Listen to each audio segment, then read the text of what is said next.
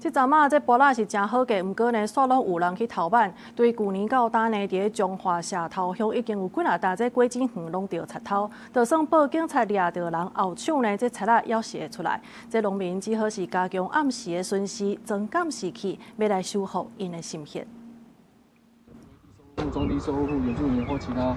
这位穿咖啡色外套的查甫人，徛伫涂骹，互警察围咧问话，因为伊伫果子园偷办芭乐，互农民直接撞到。中华社头是台湾芭乐的重要产地之一，农民表示，去年11月开始到今，有连续几落代芭乐园拢着贼偷。顶个月啊，芭乐好价，还有不止拢无芭乐下班，拢去用偷办呢。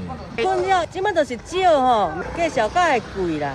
佫安尼来甲咱偷办吼，阮都无收入吧。你从小颗种到大，你要好几年，他就马上来收成，难怪挂丢啊尾了。说实在的，你要叫我怎么办？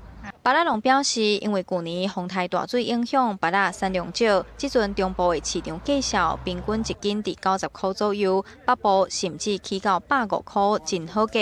但是，煞有人歹手绕偷办芭乐，而且互警察抓到，佫毋惊人放出来继续偷。即礼拜佫有芭乐园受害，除了靠警察，农民嘛加强巡逻，增减士气，要来掠贼。即马芭乐好价吼，家己嘛爱装一寡设施啦，像阮都拢有装即个监视器吼，所以讲迄賊仔有当毋知影来偷办，就讲去阮翕到，去阮掠到。昨日受理芭乐盗窃案，本分局获报后非常重视，第一时间已组成专案小组，并调阅监视器，积极侦办中。